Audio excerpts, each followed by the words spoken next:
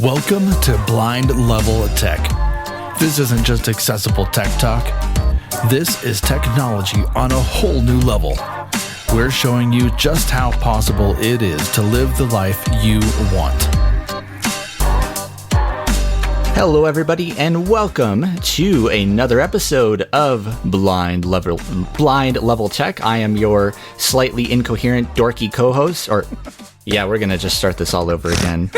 Goodness gracious, maybe we'll leave this in the in the episode. Great. And I'm Kelvin Crosby. Yeah, he is my co-host, Kelvin Crosby. We hit the ground running. Well, it's so good to see you, even though I can't see you. It's another beautiful day in the neighborhood, Evan. And let's get ourselves back on track. And today's guest, I tell you, I'm excited about today. I am super excited. It's one of those things I'm like, okay, but this show is going to be a little bit different because one, we're going to be actually learning a lot from this. And I think for me, learning about voting from an accessibility standpoint it's something I knew existed, but I've never really done my research on it. And I've always kind of worked with my wife, and my wife and I have similar views, and so it just made it easy for me to just have her fill out my ballot.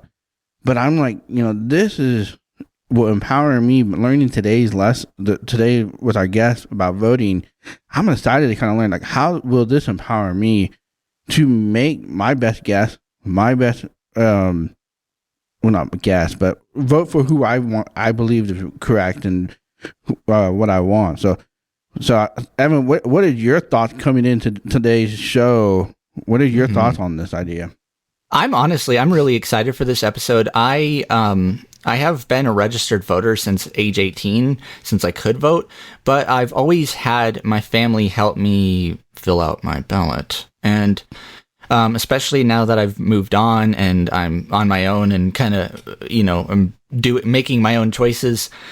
Honestly, a lot of my views politically, they haven't changed a whole lot, but it's either way. It's less than ideal to have family help me out, and I've wanted to find a nice way to be able to vote both independently and also privately.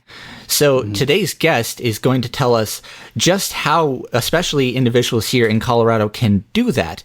And honestly, I just need to address one elephant that could be potentially in the room, and it's been addressed on podcasts plenty before. But voting is accessible, and we have the same rights as everybody else in Colorado to be able to vote equally and privately and independently. So I needed to address that. I feel like, honestly, we could continue to ramble, but I feel like we should bring on today's guest, because that way we're not just blabbing back and forth. I'm down for bringing on our guest. Well, Craig, welcome to Blind Level Teck, man. Hello, thank you so much for having me today. Yeah, thanks for being on this episode. I know it's a little bit of a goofy episode. We're a little rusty this morning, but we're glad to have you here. And can you first kind of tell us a little bit about yourself and your role here at the Center for People with Disabilities? So my name is Craig Towler, and I'm the community organizer with the Center for People with Disabilities, and we shorten that to CPWD in case you hear me say CPWD throughout the episode. And our mission is simple. It's to remove barriers to independent living for people with disabilities. And one of the most powerful ways that we can do this is by exercising our right to vote. So voting is not just our civic duty, it's a way to shape policies and elect leaders who will make decisions that impact our daily lives, which are decisions from anywhere from healthcare, transportation, employment, and so much more in our everyday lives. There's an estimated 38 million Americans with disabilities who are eligible to vote, so we're a really large voting bloc who can use our power to influence the outcome of our elections to make sure we're being represented equally. But yet 15% of people with disabilities still face significant challenges when it comes to voting. And this is why, as an independent living center, we're really focused on outreach and awareness and making sure Coloradans with disabilities are educated, informed, and have the right to participate, and that on election day, there are no barriers to making sure that your voice is heard through the elections. And that's really the work that we've been engaged in since before 2020, and just kind of every time there's a primary election or a general election, we're just helping raise awareness of the amazing accessibility features that Colorado has. And Colorado has an amazing, safe and secure and accessible voting system. But like yourselves, and as a member of the disability community, I didn't really know that they existed or how many options were available. So it's been a learning process for me as well, and then helping really elevate and highlight these features to everyone so that everyone knows what's out there so we can take advantage of them. Well, I mean, I think what's amazing is that we've gotten this far. I mean, think about it. With the American Disabilities Act, we didn't quite have voting rights yet. I mean, yes, we had some, but accessible voting was not a realistic. I mean, you think about it. The American Disabilities Act has only been around. It was in 1990, so it's only been around. Yeah, we just celebrated the 34th anniversary on July 26th. So, oh, nice. So we've come a long ways in having access to the world. And I think this is one area, I think we're still scratching the surface in getting accessible voting because, one, let's be straight, it is built around the able-bodied process. But as you were saying, we're one of the biggest voting populations in the country, and we can have our voice heard. And this is why I think it's so important that we have this conversation, that we should be looking at how can we vote accessible. So I would like to throw this back at you, Craig, is from a visually impaired individual, what is available for somebody that's visually impaired to vote? Yeah, definitely. And I'll kind of start from just an overview of the voting just options that everybody has, and then why maybe some of these options that are available might not be super accessible for everyone, and then alternatives and how we can take advantage of all of them. And again, this information is going to be specific to Colorado. If you're a listener from out of the state, I would recommend contacting your Secretary of State's office or county clerk to get the details. And then again, for any specific questions about the information I work for an independent living center. We are not the officials. We do not run the elections in any way. We just help promote the information. You just want to get people's voices heard. Exactly. So if there's any specific questions about your ballot or anything like that, you will want to contact your county clerk or Secretary of State's office, but you can reach out to CPWD and we can help provide those resources and make sure you know the right people to talk to. But again, we are here to highlight the information of what's there, but for any kind of technical questions about anything like that, that's going to be directly to your county clerk or Secretary of State's office. So here in Colorado, we actually have one of the best voting systems in the whole country, if you ask me. So most people are registered to vote. You get registered to vote automatically when you do things like get your driver's license renewed, and Centers for Independent Living can help you get registered to vote as well. And then everyone, when you're registered to vote, automatically receives a mail-in ballot in the mail. And those were mailed out on the 11th. So you should have already received one to your residence if you were registered to vote.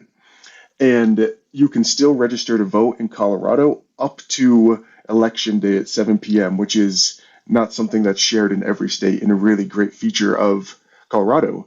So even up to election day on November 5th, you can walk into a vote center, register to vote right there, and vote the same day. So that's a really great feature to make sure that people aren't missing out on the deadline for their ballots just because they forgot to register to vote or their address was different or anything like that. So right now, everyone who's registered to vote in Colorado should have received their ballot in the mail right now. But as we know that receiving a paper mail in the ballot may not be an accessible choice for everyone that you can take advantage of.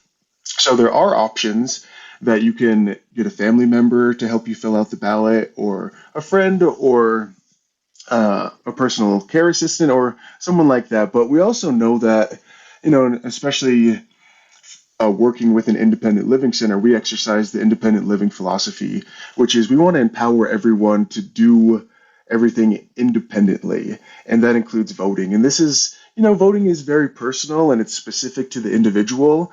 And even within family members or trusted friends, we should have the resources and opportunity to do that independently and not feel like we have to rely on another assistant or assistants to do that. So accessible voting options that we do have is you can vote in person at a vote center. And early voting in Colorado starts tomorrow, and also Boulder County. So starting tomorrow, you can find a list of, you should be able to find them already, but a list of early vote centers in your county. And you should be able to go starting tomorrow all the way up to November 5th. And I know we'll talk about this a little bit more at the end, but we are also hosting an early voting event at our office in Boulder that's focused on accessibility. Absolutely, and we'll yeah. definitely address that at the end. And here's something that I wanted to bring up too. When it comes to actually like voting for political candidates, I've always had the belief that you should at least know who you're voting for and be able to kind of know a little bit about that individual. And there's a lot of materials out there like the Blue Book that will allow you to research political candidates and kind of gather information on them and really kind of, make an educated and informed decision on who you're wanting to vote for. And these materials are accessible. At least right off the bat, what I know of is you can go to places like the Colorado Talking Book Library if you're a patron, and for free you can get the an audio version of the Blue Book. But do you know of any other like accessible ways to kind of get that general information?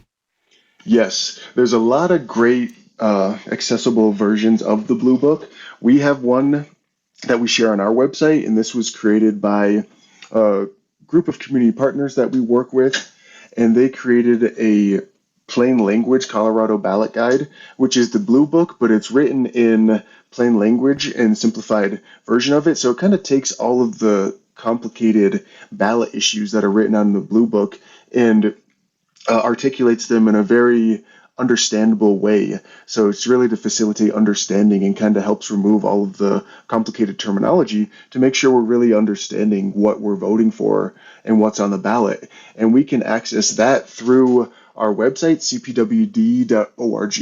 We have a whole page dedicated to voting where you can see all of the important deadlines for Colorado. You can look up the closest drop box or early vote center or polling location in your county. And then we also have a link to the plain language Colorado Blue Book that has options to have it in print, plain text, so you can utilize a screen reader. There's an audio version of it so that you can listen to it. And then it's also offered in Spanish language and then also in Spanish language audio version. So there's a lot of great resources to have. And definitely to your point, Evan, this is a very long ballot with a lot of complicated issues on it. So definitely I'd start doing your research as soon as possible and have notes done so that when you are filling out your ballot, whether that is a paper ballot that you're mailing in or in person at a vote center, you are prepared and can just focus on knowing the ballot issues and candidates that you want to vote for at the time, and you're not having to think about them for the first time there.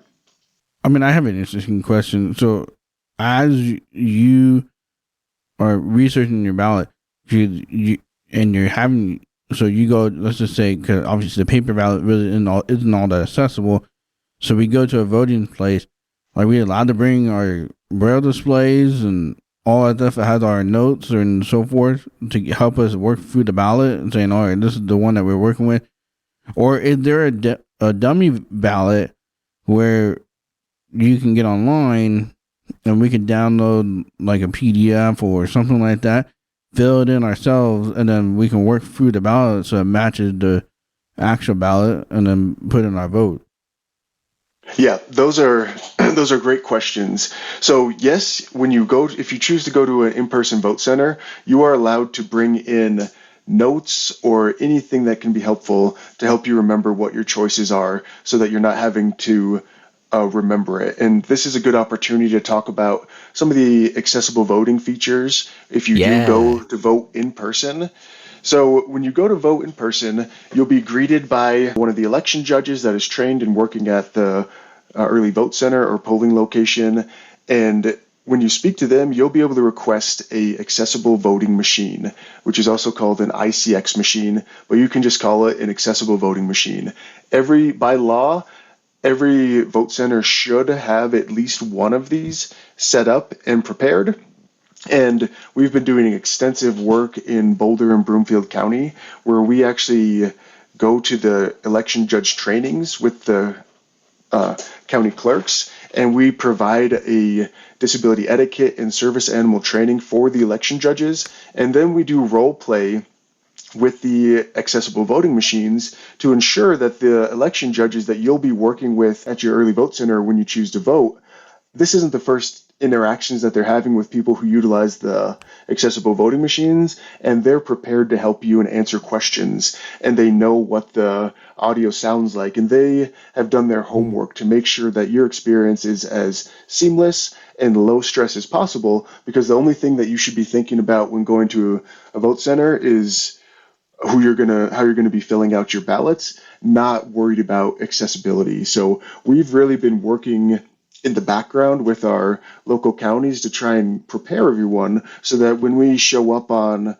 to fill out our ballots at these vote centers, that they're ready for us and have had the proper training and work done before we get there. So that's really the idea, is to make it as much of a low stress environment as possible, where everyone is there to assist, so that the only thing that community members have to think about is what's on the ballot, and can have a really, I like to say low stress, because this is a stressful thing.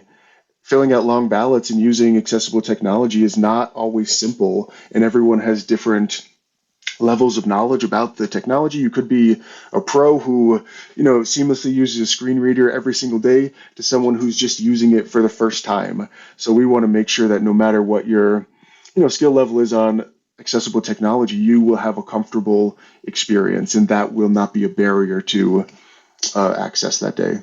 Oh, that role-playing aspect is excellent, because honestly, I think one of the big barriers when going to new places, especially, I love that you guys do that, because, I want to echo the statement that, the only thing we should have to worry about is the ballot, as opposed to having to advocate for other accommodations.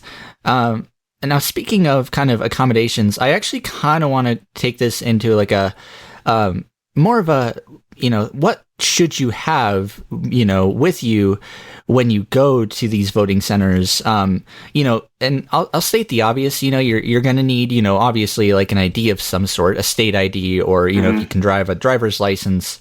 But also a technological question. A lot of these accessible accommodations that we talk about, especially audible ones where, the machine has been programmed to talk, or some sort of screen reader has been enabled, a lot of those require headphones. So do you think one of the things that people should bring with them when they're going to these voting centers is probably a nice, working pair of earbuds or headphones or something like that? Yeah, when you get to the vote center, if you request to use an accessible voting machine, the accessible voting machines offer a lot of different accessibility features, and voice to text is one of them. And if you select the voice to text option, you will be provided with a pair of headphones when you get there. So you don't have to bring your own headphones or anything like that. So you will be provided a pair of headphones when you get there. Oh, that's awesome. Yeah. And then depending on what accessibility requirements you need, you can choose to use the audio version 100% of the time, and you can actually turn off the screen, because it's like a big tablet. It's probably 2.5 times the size of a standard iPad. So it's a big touchscreen tablet, and you'll get there, you'll be handed your headphones, and then you'll immediately start getting voice commands. And then you can either utilize the touchscreen on the tablet, or you can use a tactile controller that has arrow buttons on it with braille directions on that are raised, so they're tactile on the controller. And then you will also get audio instructions of all of the commands and control. And then you can choose to turn off the screen completely to have a privacy screen so that you're only interacting with it, listening on the headphones and utilizing the tactile controller. But then you can also, if this is your preference, you can also enlarge the font to whatever degree you'd like on the screen. You can change the contrast, you can change the brightness, and just really customize it to whatever fits your specific needs to make sure that you can interact with it fully. And then again, anytime throughout the process, you just raise your hand, and then a trained election judge will come and assist you in whatever way you need. And because we've kind of done this extra steps to provide the training, they definitely should be educated and able to answer questions that you have about anything. And with it being a long ballot, if you are using the audio version and the tactile controller, it's a long ballot, so it's going to take probably a good amount of time. I'd make sure that you give yourself adequate amount of time to do it, but we've tested it and had really good responses from our individuals and consumers who have used the technology before, and it's really thorough. It double checks what you're saying, gives you opportunities to go back, confirms your answers, and will make it really a good opportunity, or really clear on what your choices are, so there shouldn't be any confusion. And then before you submit anything, how it actually works is after you use the accessible technology and confirm all of your choices, it prints out a paper version of the ballot, and then you place it in an envelope and then submit it into a box inside the vote center, just like everyone else. So nothing is submitted electronically at the vote center. It all goes into the ballot drop box, the same as every other paper ballot. You're just utilizing accessible technology to fill it out, but then it's all being tabulated and counted in the same way. Nothing's hooked up to the internet. It's in a closed off, as they call it, sandbox, where there's no Wi-Fi access, so everything is specific to that machine and nothing is shared. So it's all really safe and secure. And then to go back a little bit to your point, Kelvin, to prepare for this, since it is such a long ballot, through the Secretary of State's website, you can you can get access to a sample ballot, so that you can actually look at a ballot that's specific to you and your county and go through it and know exactly what's going to be on the ballot, the order, so that you can create whatever notes in whatever form are most helpful for you, and then bring them with you on that day. And that information is through just the Secretary of State's page in Colorado, and then there's a tab that says accessible voting, and that's where you can click on electronic ballot and you get the sample voting option. And all of this information, kind of the step-by-step details on where all this stuff is found, is on our voter information page at our website. That's awesome. I mean, I think one of the things that, like, I'm sitting here listening to you talk about accessibility, like, all right, so it'd be interesting. I don't know how much you know about this, the techniques or anything. So, like, if I walk into this, because this is new technology in a lot of ways, there is a learning curve, because none of us really train on kiosks like this. And we're just now, like, visiting impaired people, I would say, are just now being open to working with kiosks. And so when you say we could touch the screen, and so is it like a flick, like, like the iPhone voiceover, you just swipe over it and, like, it's like a tab. And then you also talk about the controller. Like, I don't really know Braille very well, so I'm not sure how well I'll be able to navigate the controller. I guess, how's the screen reader made to work, especially with people with varying levels of technical skill? Yeah, these are all great questions, and I'll answer them the best that I can. And I think you would operate it more. The controller is more similar to a video game controller, where it doesn't have an outline of a keypad, but there are up and down arrows. In addition to the Braille, the shapes of the buttons are there as well. So there's arrows that are like an up and down arrow, like you would have on a keypad of a controller. But then there's also like X and O buttons that are in those shapes as well. So in addition to the Braille, you would be able to feel the different shapes of the buttons. And then again, you always have the opportunity to, at any point throughout the process, raise your hand, and an election judge will come over and help answer any questions too. So regardless of kind of your skill level coming in, and whether you are a pro or a first time user, you can have as much assistance. So when you go there, they don't just give you the headphones and say, here, figure it out on your own. You have the opportunity to get as much assistance as you would like from the election judges, and then kind of help navigate the setup so that you can manipulate the controllers efficiently and with confidence to make sure you're navigating it correctly.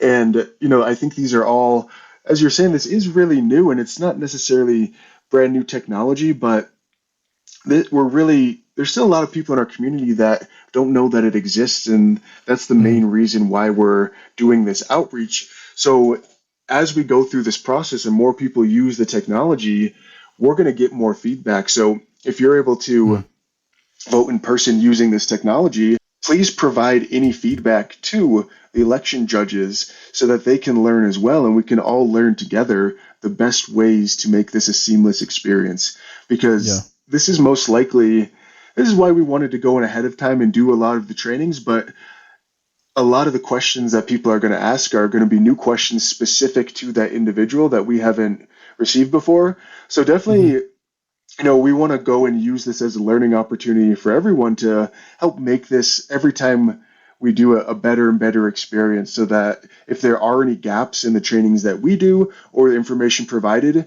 we can identify those so that in the future we can definitely know how to speak to these issues a little bit more specifically and just continue to learn, because this is something we're doing as a community, and we all have the same end goal in mind of just increasing access and participation to voting. So I would really recommend, if we do have any feedback and pointers on better ways to talk about these things or instructions that we missed, we want to learn as well so that we can help share that information broadly. We'll actually be doing a follow-up episode next week, sharing kind of our experiences on what it was like to vote using these accessible accommodations here. So, because Kelvin and I are going to be we're going to be going, I'll certainly be going to the early voting at CPWD, and then Kelvin, I'm sure you'll be able to find your early voting there.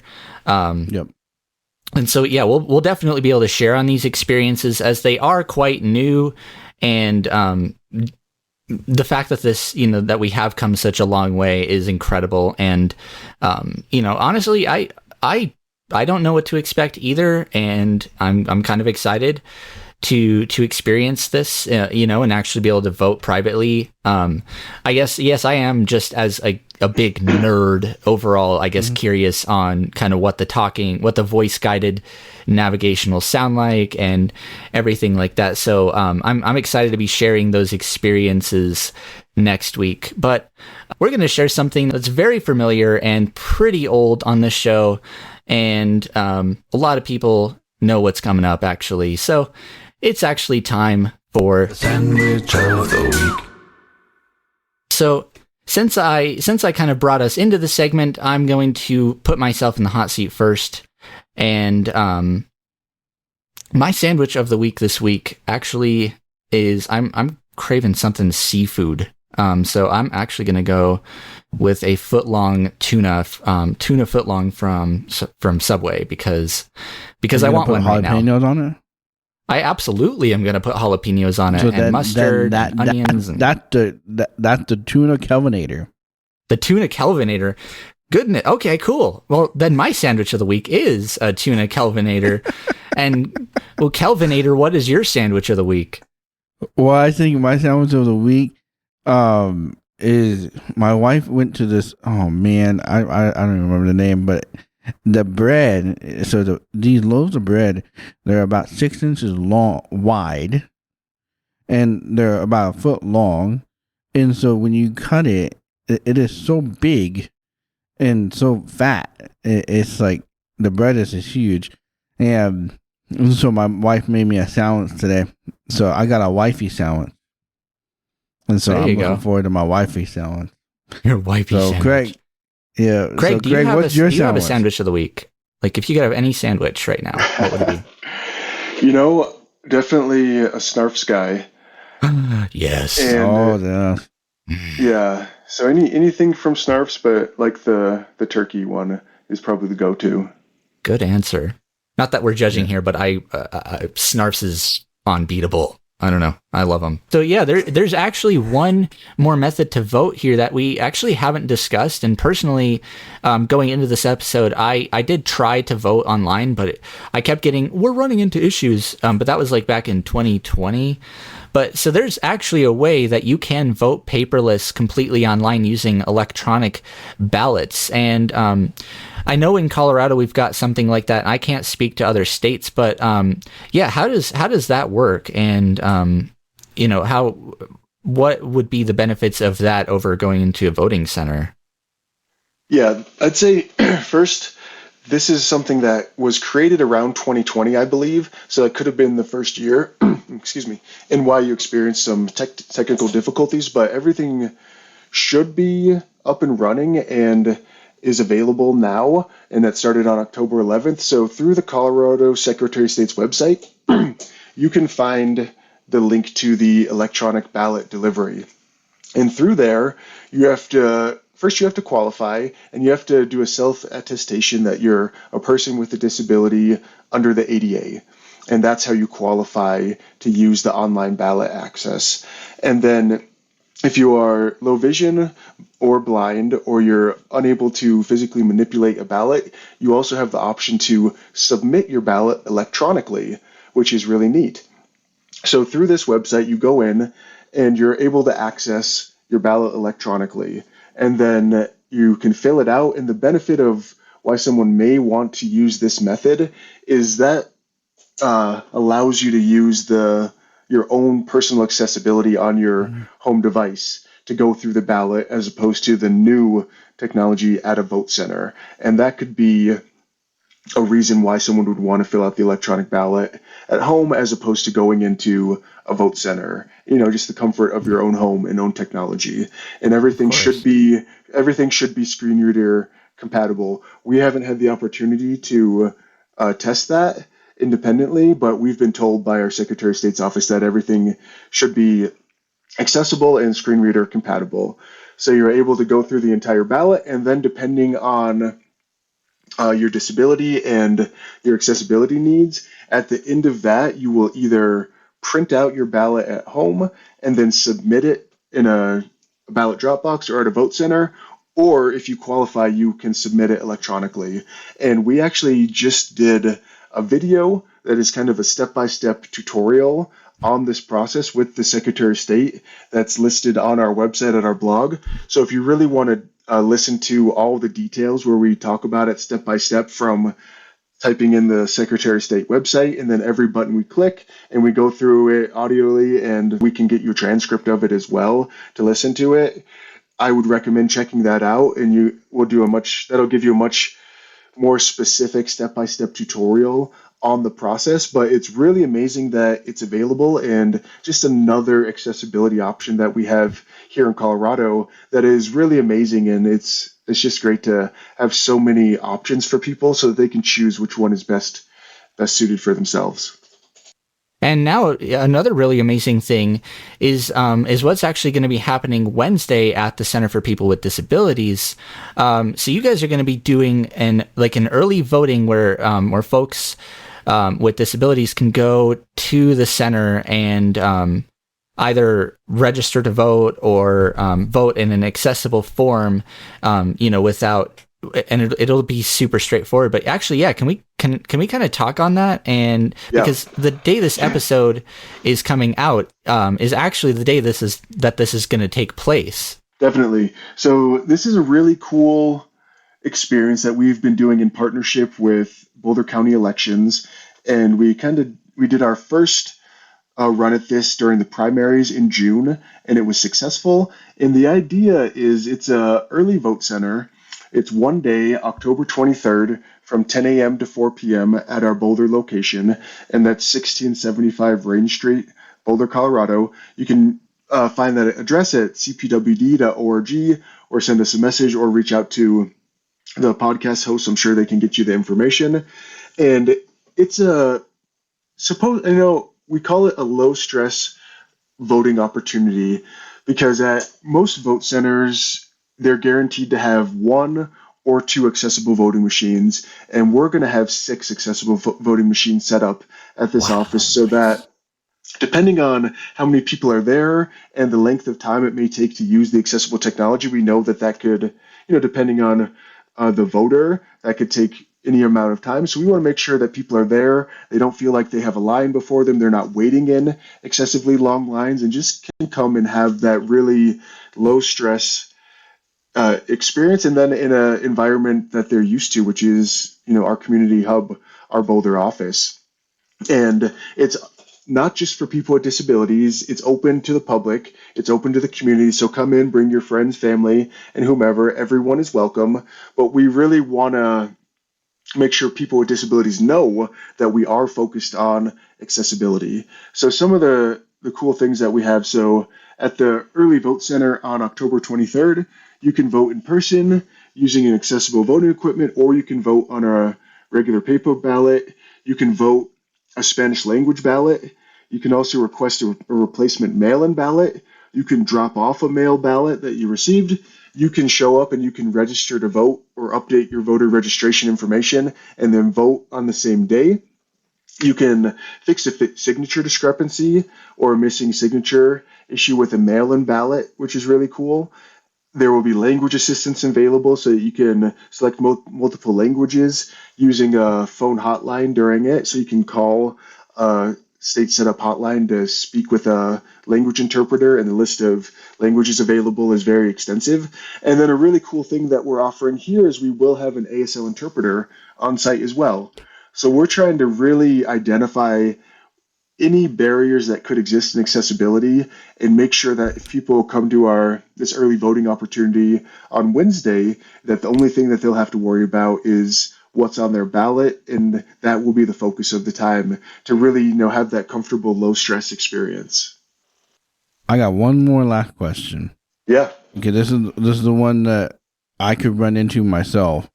If you are deafblind, how does this work? Could voiceover doesn't always work, or text to speech doesn't always work for somebody that's deafblind.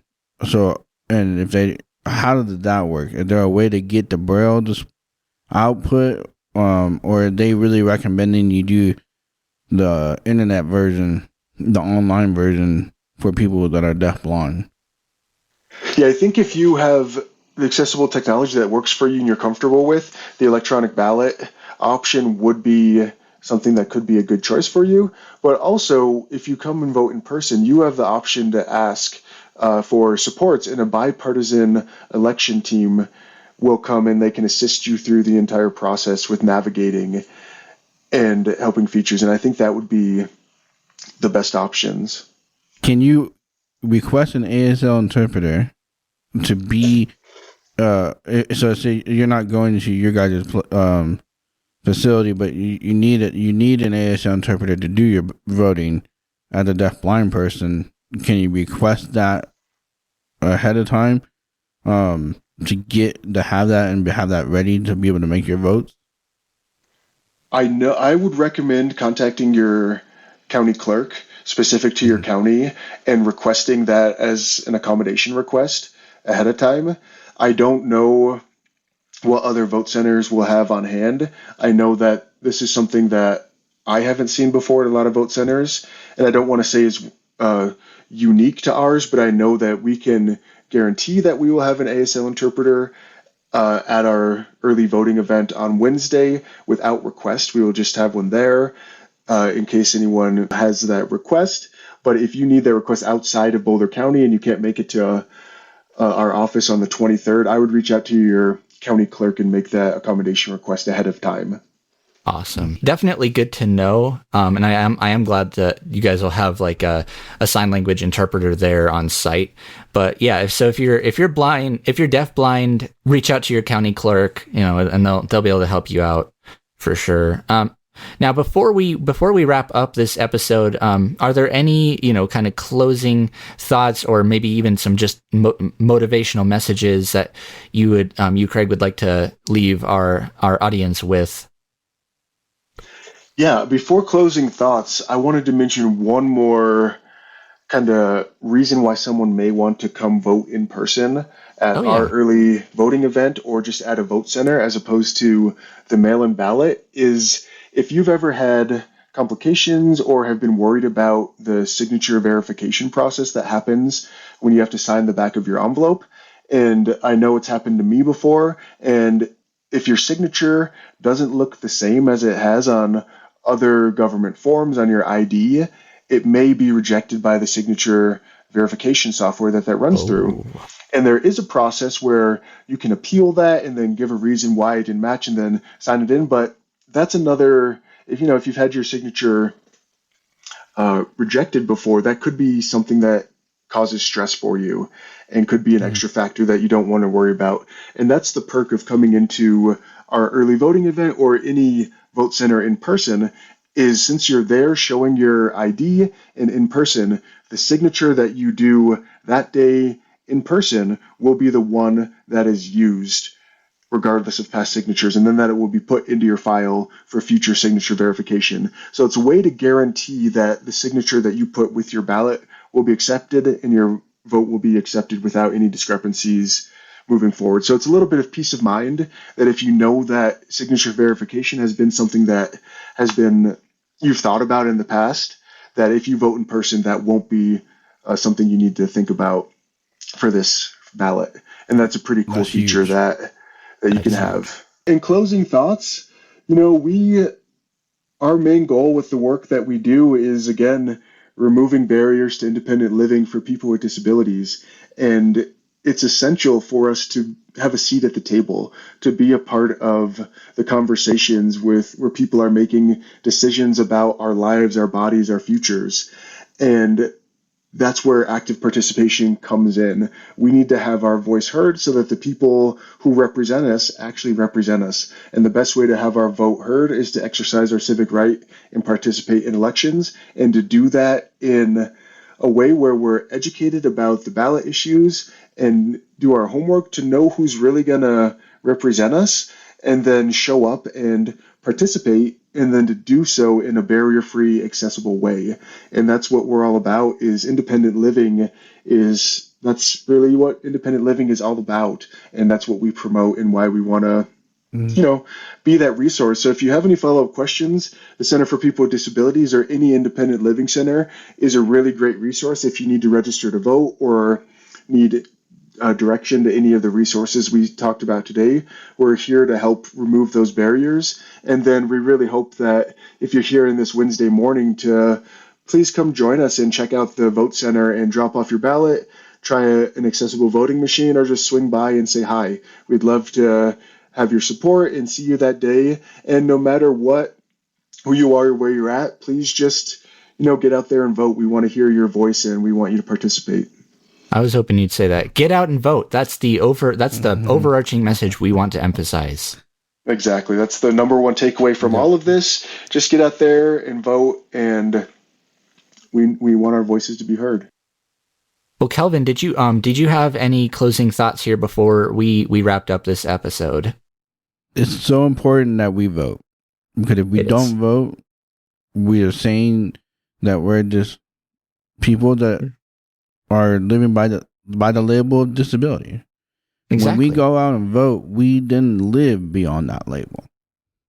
And I think I want to encourage everybody, go out and vote so that way you can say, I live beyond my disability and made my voice be heard. And I think that's such an important thing to understand, is voting is one little way where you can make one step to overcome your challenges. Well freaking said. Well, Anyway, we're going to go ahead and wrap up this episode of Blind Level Teck. We really hope you guys got a lot of information and are motivated to get out and vote. It's let your voice be heard, and now is your chance really to make well-informed decisions on what you want in your community and how you want things to go. So this is a fantastic opportunity, and Craig, we'd really like to thank you for being on the show with us today and giving us all of this information. It was a big pleasure. Yeah, thank you so much for having me here today. It's been just a pleasure speaking with you both and having the opportunity to share about all these great resources that we have available to us. And again, I just want to encourage everyone to get out there and give it a shot. And, this is a saying that I'm sure we're all familiar with, is nothing about us without us. And elections are about us. So we need to actively participate, have our voices heard, and make sure that we have a seat at the table about the decisions that are being made about our everyday lives, and share our voice and perspective, and value our lived experience. And this starts by getting out and participating in our electoral process. So I look forward to seeing everybody at the polls, whether it's at our vote center or in the future, and happy voting, everybody. Absolutely. Well, be sure to stay tuned for next week for our follow-up episode where Kelvin and I will take a deep dive into our experiences voting accessibly and kind of what that was like. And I'm really excited. This is the first time I get to actually do this accessibly without help of family. So awesome. Well, thank you all so much for coming back week after week and listening to Blind Level Teck. If you've got any questions, feedback, or comments for us, the podcast hosts, or Aftersight as a whole, you can always email feedback@aftersight.org or leave a voicemail at 720-712-8856. And before I end this episode, I do need to plug Colorado Gives Day, because early giving for Colorado Gives Day is still going and will be going until Colorado Gives Day itself on December 10th. So if you'd like to go make your donation to Aftersight or any other nonprofit organization around Colorado, go to coloradogives.org and you can search for us or any other organization. It's a great way to donate to the causes you care about. With that being said, I am your host, Evan Starnes, joined by my co-host, Kelvin Crosby. Go live beyond your challenges and plug in your device.